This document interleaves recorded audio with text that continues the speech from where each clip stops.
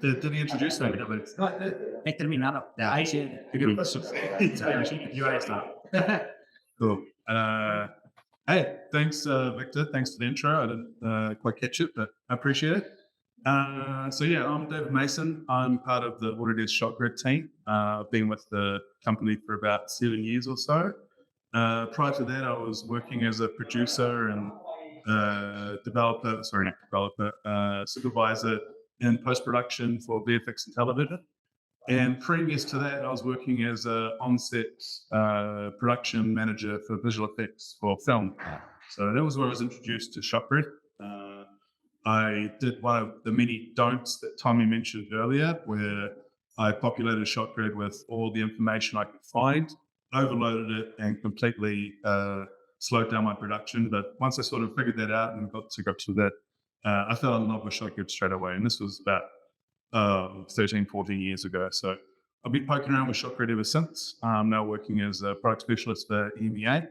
And I had a series of slides and a series of visuals to talk about what ShotGrid is, what it does, introduce people to concepts of ShotGrid. But all of the speakers that preceded me, Jorge, Alfonso, the Albertos, and Andreas, pretty much covered the entire first 60% of all of the stuff I was going to talk about. They did a fantastic job. They went into some really good details about what ShotGrid is, how ShotGrid's used, some of the distinctions. So I'm probably going to rush through a lot of this information and get to the meat of the information that I'm sure some of you are waiting for, what ShotGrid's currently doing, what we're looking at next, and where this sort of comes in the future. So in that regard, safe harbor statement. So any of the information you see here, I've been the first one to do this today, but anything you see here, don't take it as advice. Don't make any purchasing decisions on it. Dates and times may change. Product features may change. All of that legal stuff.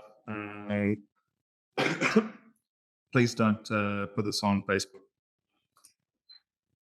So this was the first half of our information. So I'm just going to pretty much cruise through this. So apologies if anyone's not following along, but this should be all information we've covered already. But going through all of these slides, talking about what the pillars of ShotGrid are, talking about production management, creative collaboration, what a task page looks like, what a Gantt looks like, how you can structure it, how you can load up ShotGrid Create, how you can launch into your tools using Toolkit, how you can publish and display information for review, how you can use these review tools with RV built underneath to go back to the artist without them having to leave their DCC. All of these annotation and noting solutions, all of this toolkit actions with inside applications themselves, all these simplified things, which I think most everyone here has at least had some experience with or has seen bits and pieces already. I'm kind of racing through these at high speed. Not sure if anyone spoke about client review and some of our review workflows, but being able to share information externally, these are really helpful things for people who are wanting to include people outside their operation. And that's not something that's going away anytime soon. So we're still going to be able to include external parties to review information. You're still going to be able to create playlists, share these playlists with non-internal people, do all of the review tools, do all the animation, and give them the opportunity to look into where ShotGrid is and where it's going. Where it's going in terms of annotation and feedback. And this is part of some of the stuff I'll be talking about a little bit later in terms of where we're wanting to evolve our media and review workflows. So apologies as I've got 3 decks on the go and I'm mixing between all of them, but tracking and reporting being that last pillar, we're bringing up some new features in regards to that as well.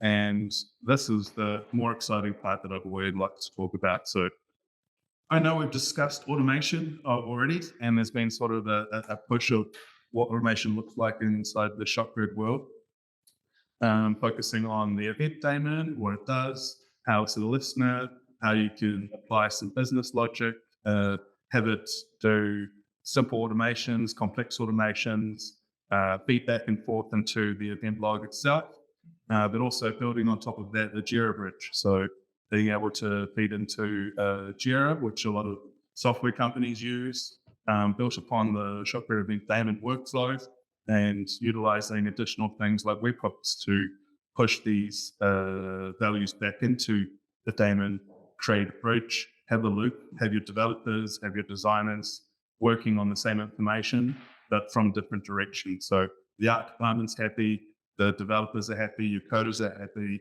your compositors are happy, and everything stays up to date. So yeah, Jira Bridge. We're building out a little bit more on Jira Bridge. We've just released a little bit more information on this. We didn't have amazing documentation about how the Jira Bridge worked or how to implement it effectively. I think Juan Maria is now working with one of our partners who is a Jira Bridge expert, and I would usually push people towards reading documentation that developer had written about our Jira Bridge rather than our own documentation. But we've had a really big push recently to clarify and simplify a lot of the workflows.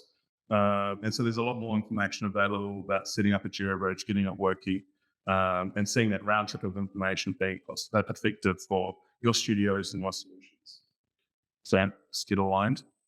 There was some really great talk about action menu items. I worked as a support specialist for a bunch of different companies, DNEG being one of them. They published a blog post about this at one stage, so I don't think I'm breaking any rules by talking about this, but they heavily use action menu items. Like was mentioned by Alberto and the others, it's a fantastic way to enable production people, enable artists, enable producers to do difficult things that require coding, things that require moving things that require understanding of logic between solutions, and sort of supercharge your pipeline, making it visually simple, making all these complex and powerful workflows available at the touch of a button for somebody who doesn't even know what Python is or has never seen a script before. They can do some amazingly fantastic things. And like I mentioned, DNEG has not just, one folder with 3 of them, they have 12 folders with 6 subfolders inside each of them for each department, for each workflow, all with buttons on it. Their data wranglers are doing right-click actions rather than having to go and find things on disk, go through workflows, other bits and pieces. So there's a whole bunch of extension you can do with action menu items. And there was a bit of a touch on Toolkit. So Toolkit's been around for a while. Initially Tank. The coding underneath is still called Tank. This is where I kind of got into ShotGrid, learning Tank. I didn't really know Python or YAML files or anything when I started using it. A little bit of a higher learning curve for somebody who's not a coder or not a technical person, but a very simple out-of-the-box solution which enables you to deliver tools, speed things up, get your artists working, delivering, and have a consistent UI and published workflow throughout the production process. So we've got a bunch of out-of-the-box solutions. I think we've touched on most of these.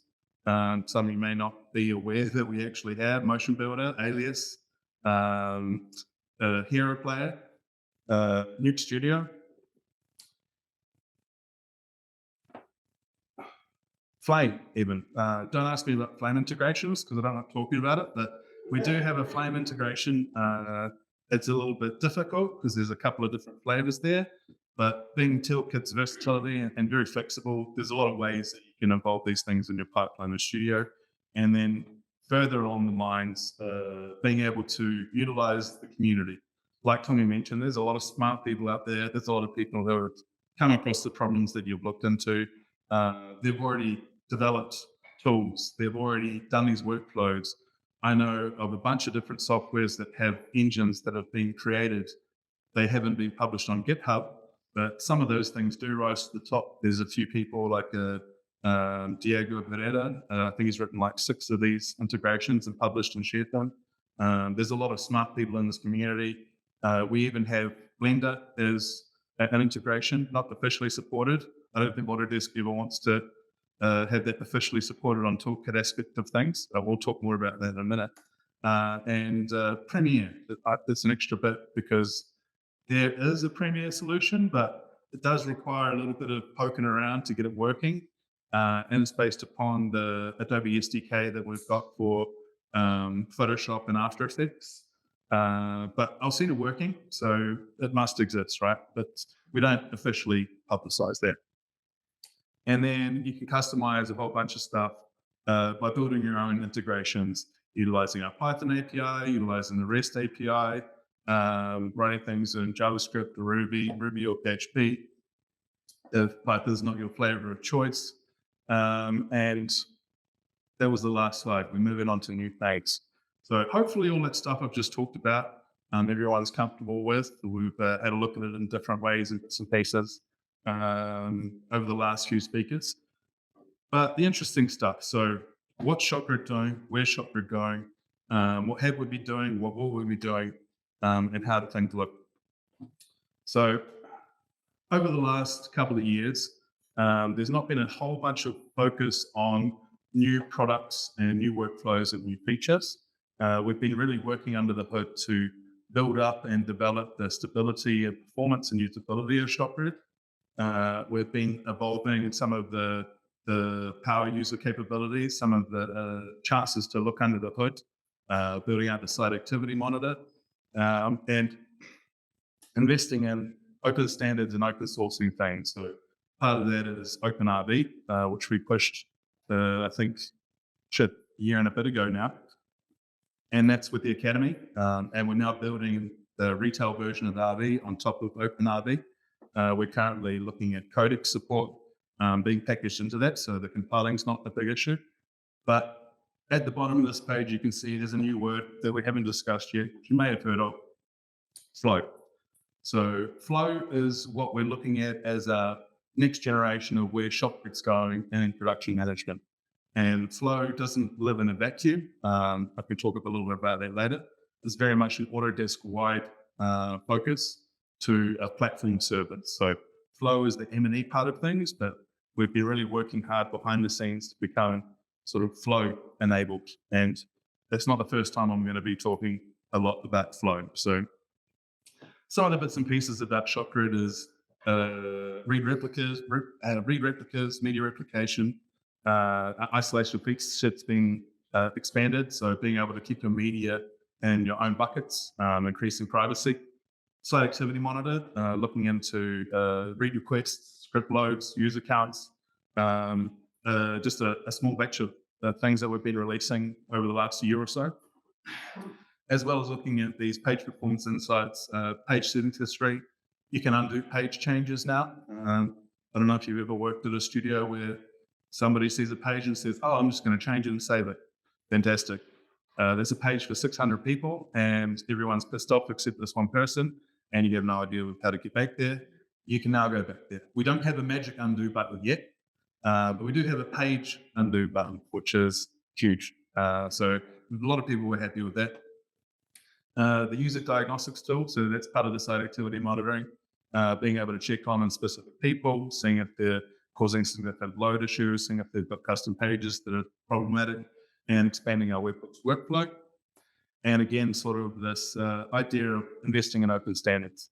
Like Tommy and others have mentioned, open standards are a huge focus for the industry, and Autodesk is jumping in with 2 feet to get behind as many open standards as possible.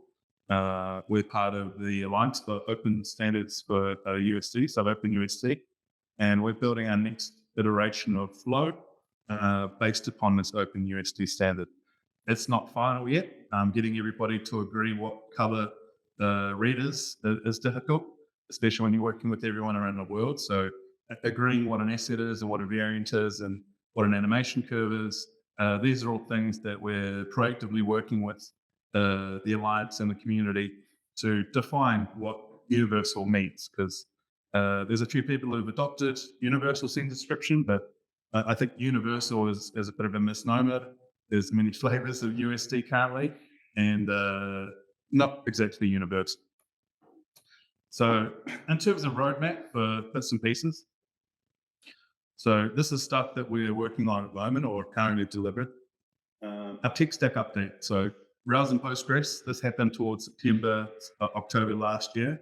Another one of these parts of the workflow that we wanted to get more secure and more future focused for our moves into what's next with ShotGrid, improving that stability, improving the memory and transcode metrics within the site. So building out that site activity monitor, and the OCIO native support in RV, so version 2, as well as those codecs I was mentioning as well. Things like ProRes, these aren't bundled with the OpenRV package. So we're working with the companies to see what we can do to make it available in OpenRV rather than having to package it on top. Simplifying the permissions management. So the permissions UI has been interesting for a long time. There's not the ability to make complex custom permissions. We're looking to resolve that and simplify this workflow. Making custom permissions has always required you to check in with the support team. Sometimes they'll say no. It used to be that the strict team would do these things for you, but they eventually learned that this is a huge thing to support going forward, and updates and changes can break and sort of destroy workflows without you sort of knowing when there's all this custom work around. So we're improving that. That's next on our agendas. We've got metrics in the site activity monitor, as well as the Canvas page support for page performance analytics. So we stopped selling local installs in 2024 to existing users, and we stopped selling new local installs in 2021. So there's a lot of large studios around the world that have either moved from a local install to a cloud install in the past 3 to 4 years. I think by the end of next year, we're hoping to have pretty much everybody finish moving across that line. But part of that is they lose a lot of tools, they lose a lot of insight, they lose a lot of understanding of what a server is doing, what the passenger size looks like, what the CPU utilization looks like. All of these back-end tools that you have access to if you own the server, they've lost them. So part of that is bringing that to the cloud product is that everybody gets to benefit from these features that are coming out that we're sort of bringing to the fore for these local install and power users. I really want to follow the the VFX reference platform. I know it says 2023 there, but I was presenting this last year. But we really want to stay up to date as possible, make sure we're as compliant as possible. I'm not sure if anyone has seen, but we're dropping Python 2 support for Toolkit at the end of next month, I believe. So yeah, this is all in reflection to keep up with standards, keep up with security. And if anyone's concerned, if you are still using Python 2, it will still work after the end of next month. Just make sure you turn off everything that updates. So you'd have to use existing software, existing Python builds. So it will still work. And before we go on, elevating the SG web review experience. So review in ShotGrid has been a reasonably disparate thing for a long time. Tommy mentioned he worked on Screening Room and the Revolver. Before that, there was Shotgun Review, which was released just after Autodesk acquired that put up cut support. Then there was Screening Room for RV and Shotgun Review in conjunction. Then 3.5 years after that, resources were taken out of ShotGrid Review, put back into Screening Room. Then Screening Room, which was by this stage about 8 or 9 years old, became the central point. And then cut support was tried to add back into Screening Room. Then RV upgraded, and we're looking at the next iteration of SG Create with OTIO timelines. And now we've got maybe 4 or 5 ways to review the same piece of media from different perspectives in different ways. So what we're wanting to do with elevating the web review experience is have a consistent review workflow regardless of the way you're consuming it. If you're looking at it from RV, if you're looking at it from a web browser, if you're looking at it from the client review site or a standalone player, it's the same tools, the same options, the same workflows, all OTIO compliant. Timelines are effective across the board. And the first stages of that will be coming. next. This is next, by the way. So these are all variables based upon products coming out. So that statement I made at the start sort of applies to these next and soon areas, but later, calculated fields. This is a feature that took a long time to come to the fore, and has been receiving actually a lot of updates over the last few years. Improvements in performance, additional queries, additional functions, and we're adding more and more to this feature as we go along. This is something that we're focusing on further. Rocky 9 support. So at the moment, you can utilize Rocky 9 for Linux. We do need to copy across a couple of libraries to make it work, but we want to have it working out of the box. And then improve low viewer experience and performance and improve color management. So these are all very RV focused, but not super exciting stuff. I think you'd agree. There's no product features here. There's no what are we doing next? Where have you guys been spending your resources? This is all not low-hanging fruit, but very much edge materials in terms of the greater scheme and the greater plan of where we're going through production management. So unfortunately, my colleague, JP, who was going to be talking just after me, is feeling rather sick, even though he is in Madrid. He had to go to the doctors yesterday and the hospital and things like that. So he was going to be talking a little bit about flow and how it sort of extends across the platform and what other bits and pieces are going to be available. So I'm not going to go as deep as him. He's a specialist in USD and Fire and other bits and pieces rendering. He was a pipeline TD. I was only a producer and a junior pipeline TD. So I'm just going to touch on sort of what flow looks like very briefly. But a lot of this stuff is things we've already covered before. So what we're looking at for the future of the industry, what we think the industry needs, what are complex problems, what are variants, what's an issue in terms of tracking an asset, who is affected by these problems, and where we feel that this asset management and data model is going to help things. So as you can see here, ShotGrid, Maya, and Moxion, some of the core parts of where we're going. But this is the key slide, essentially. So moving from files to moving to data. We want to move from things being represented in specific locations, scripts being stored on disk, tribal knowledge, data silos, to having data with structure, relationships, variants, versions, software-defined workflows, having this all built in an information model that's interoperable between locations and people. And this is sort of where we are looking to go with things, is have this asset management layer between all of these softwares, the production pipeline, and the EMEA data model. So if you guys are familiar with ShotGrid, this is kind of like ShotGrid 2.0 powered by the cloud. We're starting small. We're wanting to focus on 4 products at first, and the 4th product in that group is Houdini. So in the alpha, we've currently got Moxion, Maya, and ShotGrid as the intro level ones, but part of the alpha to beta process is including Houdini. So we want this to be a platform not just for ourselves, but for the industry. So defining this open USD model, defining how assets are related to each other, and defining what's stacked on top of each other is super important for us to be able to sort of be this next iteration of what toolkit is in the future, and work with other tools like Blender, like Premiere, like Nuke, any of these tools that are industry standards, not just ours, but everyone else's, so that we're a platform enabling these powered workflows going forward. So there's a little bit of additional information, and the slide that I lost out of here, there's kind of a duplicate of it down here. Just going to skip forward to it. This is it here.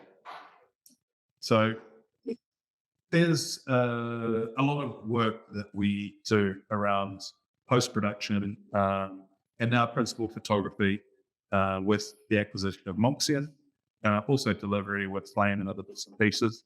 But we're looking to move up and down this workflow and take everything together effectively. So this is definitely where we're at. Maya and Max are our bread and butter. ShotGrid's tracking all this information as we go through, finishing covered by Flame review that should have like 6 arrows, and it's hacked into the workflow there, but definitely something that we're sort of been focused on for a long time. We acquired Moxia, live action and dailies. Not sure if you guys saw last week, but we may be acquiring Fixed as well. So there's a concept that we're not going to be called Flow Capture, a rebranding of Moxian, but Flow Capture will be Fixed and Moxian together. So this new tool will be even broader in the principal photography area. And to connect all of these things together, editorial is a key. So the first stage of having our Avid integration, I think, is the smartest move we could have done in terms of figuring out how we connect onset to post-production workflows. Obviously not as important with animation things, but still a very important part of things. So working with Avid and Media Composer, I think is the industry standard for film production is key. But then with generative scheduling, with the AI budgeting, with a lot of the tools that we'll be bringing to microservices on the M&E data model, we're looking to move up and down the production workflow and start to not take over, but create a path of least resistance between all of these platforms. Scripting, consulting, storyboards.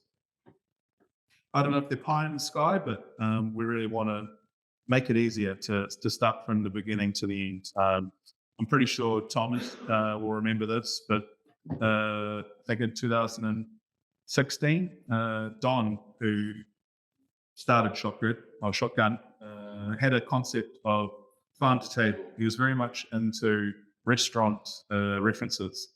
He was always talking about front of house and back of house. But this whole idea of farm to table, we start at the beginning and serve it all the way to the end, and we follow it all the way through the workflow. He was talking about this years and years ago, and it feels like we're finally coming to realize a lot of those things, and not only realize them, but have the tools and technologies available to resolve them effectively. So hopefully we'll be seeing something soon. A lot of this stuff is a kind of going over the same stuff we've talked about. This wasn't the slides that I wanted to share with you guys. They're on Autodesk. But I think the future of Autodesk is coming. I'm really excited to see what you guys think of generative scheduling. And with our live review features coming to the web UI and evolving as we go forward is the next stage. It's a sort of gradual step onto Flow. So if you guys have got any questions, definitely feel free to ask me now if I'm feeling brave, or afterwards. I'm definitely happy to answer any questions, especially when the cameras aren't rolling. But yeah, thanks.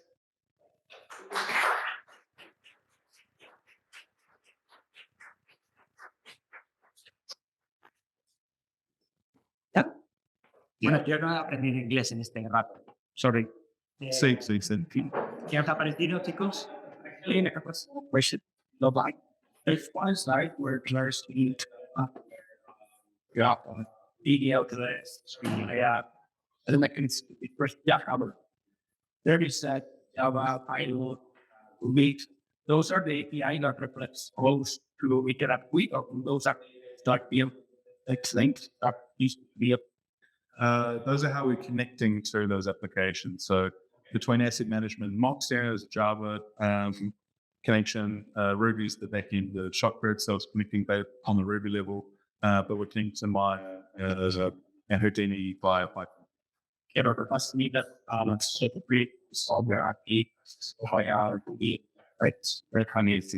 so there's an API for asset management. So I've seen the API documentation.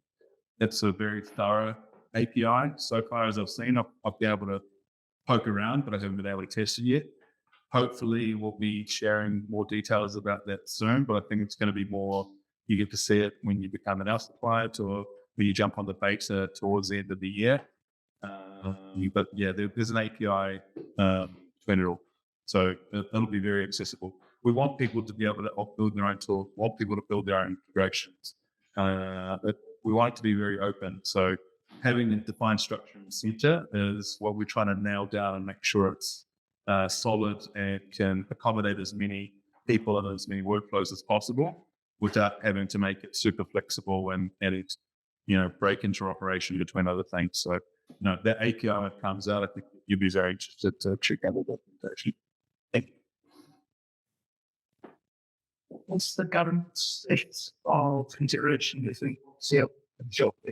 So currently it exists much like a basic script integration with anything that you build. We've got really good documentation about how to set it up, but essentially it's a point-to-point one-way push from Moxian to ShotGrid. So essentially you set up your scripts, authentication, you define a few variables of what fields you want to connect to, what the naming is, and then you get a push button with inside Moxie that say push to ShotGrid. It creates a bunch of entities with inside ShotGrid, copies across the media.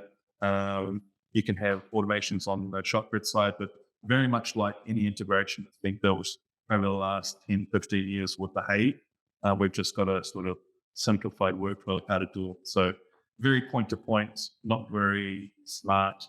You can make it smarter by increasing the complexity of things with some automations, but kind of like a push methodology, like a regex report. No worries. Yeah. But you could have another, not like, RB. Can I, what do you, Are there mods here? no, it's too fast. It's a big, everything starting for next year. Yes. So We're on to the then. So OpenRV and Moxie, we don't feel that they're competing in the same space. Moxie is providing something that RV can't currently replicate. We did quite a long investigation of where these review platforms look on the timeline. So in terms of RV, we'll be improving it, adding to it to some degree, but being that it's part of the academy now, it's open source, we'll be more relying on community input, pull requests, and sort of cleaning up and improving it. It's a Swiss Army knife that's better than any other tool for doing what it does. I don't think it'll last forever, but I think it's going to last a long time yet. We're looking to have a flow-based review layer, but that's going to require more than just color management, timeline management, MM3D viewing, that sort of thing. So it's a long road to having a replacement for RV, and I think Autodesk finally knows that. I know we tried to kill RV about 5 years ago because of some bad decisions, and then they turned back on that decision and put really back into it. So I think the fact that it's been open source is really valuable for RV. But in terms of us divulging from Moxian, I don't think that's going to happen. Moxian is sort of the future of how we want to see review in the cloud specifically. The middle. So I love to pointers for that things first. I look at all of those that want to see on the video work, but it's also nice to consider for you guys. It should be more. Like you're really left out within our we are, and the industry of where we and second to know. It's been proven that like with those that happened about the last few months, years, like idling, where they are natural first actual land iteration. It's our apply plan. People have been really nice about it as it goes. There's nothing else. So that's she wanted to look onto it. I'm listening. Yeah, keep going. I'm listening. Yeah. And so now the cleaning up the elements for yeah, it's harmonies there. It's like an version of harmonies where it's not allowed to word it by Like community built integration. Pushing forward a little bit of interest on the outlook side. And then also all the review process. There's been out of noise, like there's been the community for ShotGrid about not only the wellness, but the recognition, but also the an awareness of different entities stream out into, let's say, just episodes. They are non-existent in general. That's I was just looking to the software for now. That's when you report on the sign up being imported through RB, then you can review it research, but you can review like how to make that inside an RB. So there's all this flow, but I know it's that after that. Good, good word that you used there was flow. I think flow is a bit. I mean, screening room limitations. I'd blame Tommy. He was a product manager for that, so I agree with that. He jumped ship and dodged the bullet, but there's a lot of disparity amongst it. Well, we were using ShotGrid Create to build out a lot of workflows built upon a modern data stack, utilizing OTIO, and we almost got to OCIO as well, but using those core concepts to build what review looks like next. We all know what review is like on the ShotGrid team. Getting products and management to push behind these, whilst we're also pushing flow and other workflows. That's very difficult, but these are all at the forefront of our minds. We've got some very smart people that are working in the product team. One of our product managers, Stephen Chu, who was around in the early days of ShotGrid with Tommy. I think he was pre-Tommy. He's just come back as well. We've still got Guillaume Broussard and a lot of people in the technical department. They're still answering to higher ups, but we've got seats at the table, and I think it's just going to take time and allocation of resources. This whole review workflow, this whole review landscape, we know there's holes, we know there's problems, but I think by adopting open standards, pushing into OTIO, get analytics from Create, bringing it into live review for the web, and then enabling it onto Flow, I think that's the crux of this issue. Is once we have Flow, you start building all of these things that we've been holding for a long time. I'm not saying I know there's tools waiting to be put out there, but we're waiting for Flow to be the platform to put them on. So there's a lot of features that we're looking forward to. We just need the platform to put it on. So we're very much sort of waiting to see, but I need it. Also, like one last thing, like what should be paid for. Mm-hmm. It's really reality. Whenever you start a node in ShotGrid Create, the name of every single node is new node. Okay. And I have like over 200 nodes in 2 weeks, and they are new nodes. And there's no single way to customize that. And that's not outlines of nodes only. There's something maybe conventional quick push. And then we always thought about not including a symbol to be React. But suddenly, the very first thing you see when you click out, it's apostrophe S after it. It's your way. Yep. You could solve that with the vent payment, but it's never going to get fixed. I'm saying this to give you guys the truth. We've used ShotGrid Create as a technology learning platform for how do we build review, how do we have workflows, how do we have data and activity stream, how do we have our annotation tools, and build it upon modern tech stacks.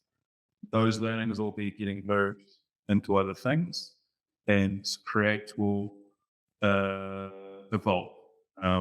Not be Create anymore, but these features and these workflows and these structures and these components will be going into what it looks like in Flow, what it looks like in ShotGrid, all these other pieces. So a lot of our energies are going into what those learnings are doing next, rather than polishing up the sort of testing platform that we've been using for a while. So I haven't said more about its life or anything, but hopefully you can read between the lines from what I said there. But yeah, so if you're experiencing those problems, then I feel for you, and I can have a solution for you, but I wouldn't say there's going to be a solve for those small fixes coming down a product pipeline in chunks. I'm there. There was a comment there about budgeting. Is that anything we carried out? So budgeting in terms of what generative scheduling looks like, forecasting and budgeting, I think, is the idea there. So being able to have a schedule which allows you to go into a sandbox and start to utilize different ideas, different versions, different possibilities of how your schedule looks, and linking that with not just human resources, but with resources such as computers, render time, location, desks, things that are physical, things that are require time, and factoring those into budgeting and scheduling. So sort of the evolution of those tools. We first want to get it out in the wild and see how people are integrating with it. But the idea that it's going to be a microservice of flow. So it's not going to just be connected to ShotGrid information, but you could be pointing to something else that's in flow from ShotGrid, pushing into your schedule. So taking all of these factors into it and seeing how this affects your budgeting for your next project, that sort of thing. These workflows haven't been evolved. And again, I'll put to the safe harbor statement of don't make any decisions based upon some of the things you may have seen or heard. But this is what I've sort of seen as the next stages of generative scheduling, getting out there, see how people are using it, how it's being consumed, build features on top of it, build these sandboxing options, build connectivity. So that's where I believe it's going. It's the 18 times with the great AI, the factory data, shuffle, managed young jet, like information, based over information, but over package of it, that you can just simply ask the question and they get things like that. Plus, I would love that, but nothing I've heard so far. I saw something recently where you can install AI on your computer and ask it a question about files on your computer, and it knows where all the stuff is. So you say, oh, what was that thing I was looking at with Bruce on Wednesday or 2 years ago? It tells you information. I don't see anything being planned for any of the data within ShotGrid. There's a desire to not utilize ShotGrid information for any sort of AI learning models. They want your data to be your own. I think if you're wanting to build services on top of your usage of Flow and connect your data into it, I think it could be a future possibility, but there's no plans for what it is to utilize studio data to do any AI model learning. So we're very concerned about whose data it is, where data is stored, what is being done with it, even if it's being anonymized, these bits and pieces. I think things like, usage of literal bits of data, so volume of copying of things across places, which, would be tracked anyway. I think these will be used to improve infrastructure things. There may be some AI models looking at that, but in terms of understanding any of the data on your site, there's nothing close to that.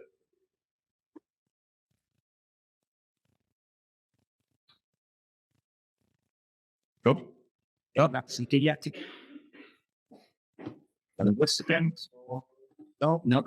pues yo quería dar las gracias, sí, sobre todo a la gente de Autodesk que ha venido a ayudarnos, a Dani, a Verónica y a David, que han venido para apoyar el evento de Autodesk, a Toby, que ha venido desde Portugal para apoyar el evento, que ha estado genial.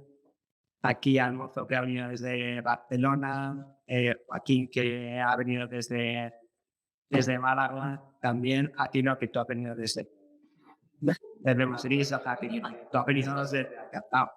O sea, tienes... Claro, y a vosotros también que habéis venido desde aquí. Bueno, pero daros las gracias a todos porque habéis hecho que el evento, creo creo desde mi punto de vista que es enriquecedor. No sé qué os ha parecido. Me gustaría mucho saber qué cosas habéis echado en falta, qué es lo que podría mejorar. Si os parece bien que hagamos una segunda parte donde haya más ejemplos prácticos, los pedimos, pero no es tan sencillo. O sea, no es tan fácil que, por ejemplo, aunque soborne a Bruno con ir a la mejor hamburguesería del mundo mundial, o Alberto al mejor pincho de tortilla que haya en Madrid, me van a decir que no, porque no se puede. Entonces, por un lado, nos gustaría a nosotros intentar también ver en una de las producciones que estamos haciendo como demo, para que se vea cuál es el flujo de Virtual Production, que veáis cómo se puede utilizar y tener un ejemplo real de cómo se han utilizado todas las plataformas, todos los software, pero eso será más adelante porque yo todavía estamos en una parte muy incipiente. Pero sí que me gustaría saber, uno, si os ha parecido interesante, si os ha parecido una pérdida de tiempo.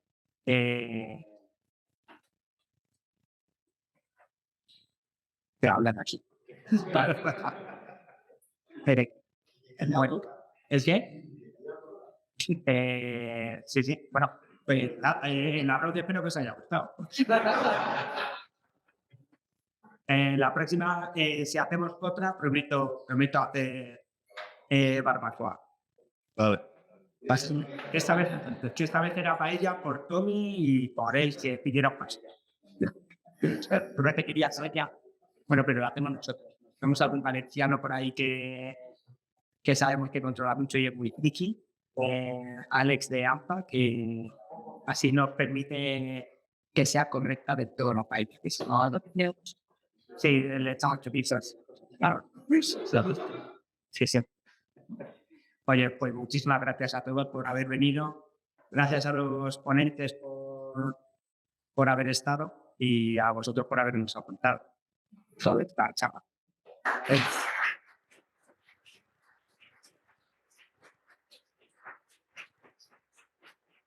Sí. Pues, por cierto, que como sabemos que ha habido gente que se ha interesado y demás, abajo tenemos una especie de cueva. Es que es una cueva. Pues con las brigadas que vamos haciendo de investigación de Virtual Production, pues tenemos una pantalla LED, tenemos un croma, tenemos un traje de captura de movimiento, tenemos la parte de FaceWeb, tenemos Manus, tenemos 2 trackers también. Por si alguno lo queréis ver, todo se trabaja con Maya y con Unreal y sirve simplemente como centro de cacharreo, de entretenimiento nuestro, de que cosas como Mappy que hizo Dave se puedan probar antes de que salga a la luz para saber si realmente puede funcionar y qué coste real puede llegar a tener. O sea que esto está para todos. Vosotros que hacéis publi y os mola bichear todo ese tipo de cosas, pues que sepáis que aquí siempre se pueden hacer pruebas para ver si el environment es correcto, si no es correcto, si va a funcionar con una cámara, con una óptica. No es que tengamos el mega plató, pero es lo que nos sirve a nosotros para poder bichear y saber de lo que hablamos cuando vosotros vais a hacer producción. Tengo una prueba pendiente por ahí que hemos estado hablando antes con XSEN y demás, que ya habíamos comentado del tema de tengo que hacer una competición entre vosotros y nosotros. A ver quién es más rápido haciendo producción para plataformas tipo YouTube. La calidad ahí no es que sea muy buena, Pues sí, pero yo quiero ver cómo de rápido sois vosotros haciéndolo de forma tradicional y cómo de rápido somos nosotros haciéndolo en un virtual con un traje de capturas. Al principio vais a ser vosotros más baratos, pero luego yo voy a ser más barato y más rápido que vosotros. Entonces quiero saber cuál es el punto donde la tecnología empieza a ser más barata que... Eso se me ha explicado. Que me aburro a veces y pienso y... vamos, lo dicho, que si queréis verlo, que está abajo, Carlos os lo enseña, os lo muestra, la pantalla es pequeña, es de 3 metros por 2. Es pequeña. ¿Sabes lo que pasa? Que ahora estáis todos súper vitaminados. Entonces, ahora sois todos muy altos y es un problema. Es que, mira, comía 2 petit suites y ya también. Y el resto que comíamos un petit suite con un poco de suerte a la semana somos más bajitos. Entonces, 2 metros viene bien. Que ahora sois tan altos que desaporáis. O sea, tenemos que coger actores pequeñitos. Por eso contratamos a Rosa. O sea, pues espera, quita. Pero... Bueno, chicos, pues muchas gracias a todos por haber venido.